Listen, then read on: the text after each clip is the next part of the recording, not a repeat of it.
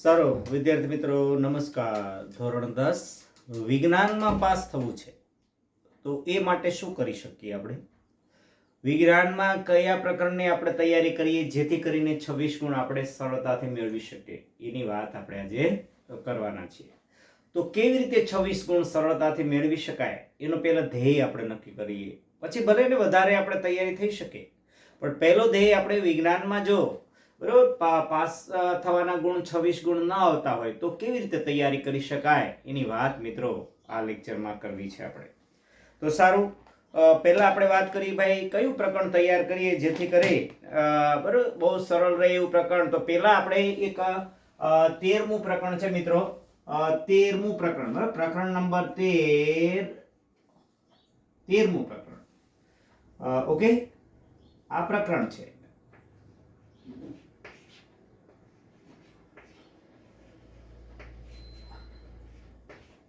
અને આ છે પ્રકરણનું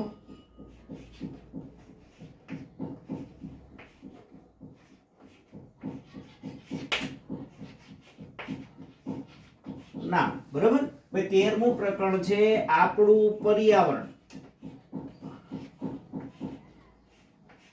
આપણું પર્યાવરણ. ઓકે મિત્રો, તો આના 6 ગુણ તમને મળી શકે.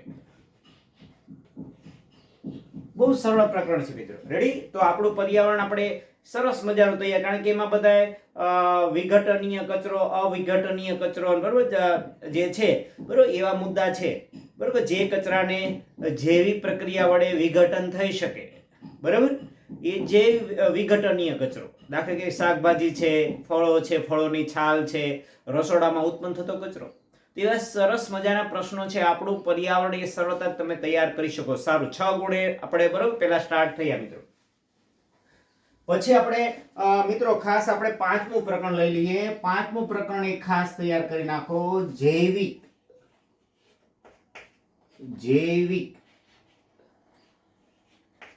ક્રિયાઓ. જૈવિક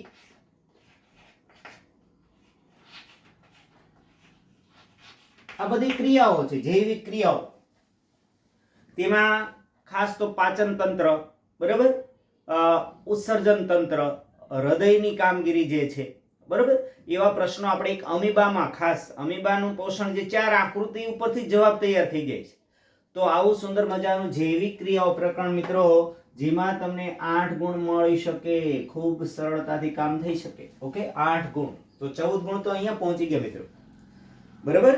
એટલે ટૂંકમાં હાર્ડ વર્ક સાથે સ્માર્ટ વર્ક કરીએ જેથી કરી સરસ મજાના માર્ક આપણને મળી શકે. સારું, ઓકે. તો 5મું પ્રકરણ. પછી આપણે આવશે 6થું પ્રકરણ, જે નિયંત્રણ અને સંકલન. 6થું, હાલો, નિયંત્રણ અને સંકલન.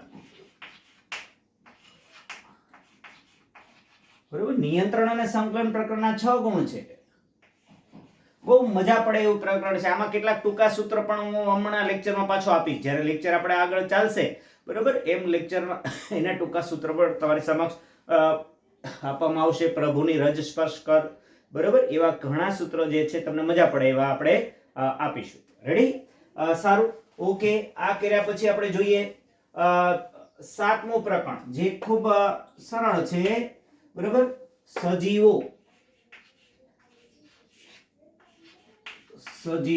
પ્રજનન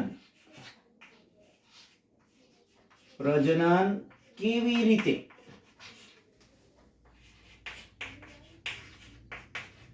કરે છે. તો એના મિત્રો 6 ગુણ મળી શકે બહુ સરળતાથી. જો મિત્રો વિકલ્પ સાથે નથી કહેતો, આ વિકલ્પ વગરની વાત છે. વિકલ્પ સાથે ગુણ વધી જાય છે. રેડી? તો ખાસ આપણે અત્યારે વિકલ્પ વગરની વાત કરીએ. વિકલ્પ સાથે તો તમને 14 ગુણ, આના 14 ગુણ મળી શકે, બરાબર, આના 10 ગુણ મળી શકે. વિકલ્પ સાથે જો તમે ગણો તો આના 10 ગુણ, બરાબર છે, અને આ પ્રકરણના 14 ગુણ વિકલ્પ સાથે, તો ઘણા ગુણ એ વધી શકે. એટલે આ પ્રકરણ પહેલા ટાર્ગેટ રાખો પાસ થવા માટે. ઓકે, સારું. સજીવો પ્રજનન કેવી રીતે કરે છે. પછી આપણે લઈએ બીજું પ્રકરણ એક ખાસ લઈએ, એસિડ બીજ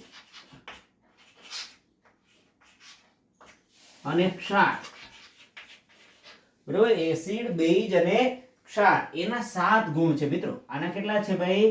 7 ગુણ. જો હવે તમે જોવું જોઈએ, ટોટલ જોવું જોઈએ, આટલા પ્રકરણ કેટલા થયા? 1 2 3 4 ને 5 પ્રકરણ. બોલો, 1 2 3 4 અને 5 પ્રકરણ. 5 એટલે પરમેશ્વર, હે? તો 5 પ્રકરણ ખાલી તૈયાર હોય તમારા પરફેક્શન સાથે. કે ભાઈ 8 6 ને 8 14, 14 ને 6 20, 20 ને 6 26, 26 ને 7 કેટલા થયા ભાઈ? 33 ગુણ. બરોબર. હજી થોડાક તમારે ગુણ જો વધારવા હોય તો હજુ એક સરળ પ્રકરણ છે વિદ્યુત. બરોબર, વિદ્યુત તમે કરી શકો. વિદ્યુતનો ક્રમ નંબર છે 11. વિદ્યુત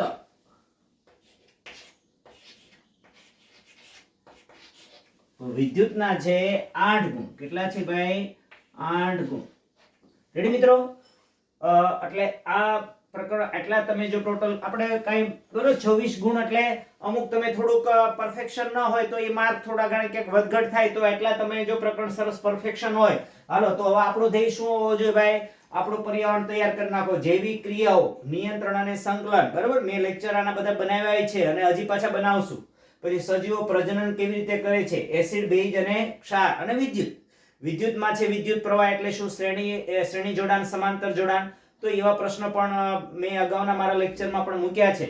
તો આ સમજવાની વાત છે. વિજ્ઞાન છે એ સમજવા, ગોખવાનું નથી. બરોબર, સરળતાથી તમે સમજો. બરોબર, જે હવે લેક્ચર ટૂંક સમયમાં પાછા આવા બધા નવા નવા મુદ્દા સાથે આવે. બરોબર, પ્રભુની રજ સ્પર્શ કર, આમાં પણ એવું સુંદર મજાનું સૂત્ર છે જે આખો જવાબ તમે લખી શકો. તો રેડી મિત્રો? તો આ રીતે બીજા ખામી પણ માનવ આંખને એ પણ કરી શકો. માનવ આંખ છે, પાઠ છે 10. માનવ આંખ વાળી બધી ખામી આંખની કરો તો 5 ગુણ તમને મળી શકે. બરોબર મિત્રો? એટલે આપણે અટકી નથી જવાનું, પણ એક ઘણા વિદ્યાર્થી મિત્રોને પાસ થવું છે વિજ્ઞાનમાં, તો કેવી રીતે એક ધ્યેય લઈને બેઠાય તો ભાઈ મારે આટલા પાઠ છે પેલા કમ્પ્લીટ હોવા જોઈએ. ઓકે? અને શરૂઆતના 24 ગુણ તો હેતુલક્ષી સરસ મજાના જે પેપર જે અત્યારે આપણે છે તમારી પાસે એનું સોલ્યુશન કરો, અને 24 ગુણ છે બે મિત્રોની જોડી બનાવો અને એકબીજાની પ્રશ્ન પૂછીને સરસ મજાને યાદ રાખી લો. બરોબર? અને પેપર સોલ્યુશન શરૂ રાખો. ઓકે મિત્રો? તો આ તમારા માટે એક 26 ગુણ કેવી રીતે આવે એ માટેનો એક પ્રયત્ન છે. તો મિત્રો, મનીષ જોડાના નમસ્કાર. ફરી પાછા આપણે નવા મુદ્દા સાથે મળીશું. થેન્ક યુ મિત્રો, થેન્ક યુ.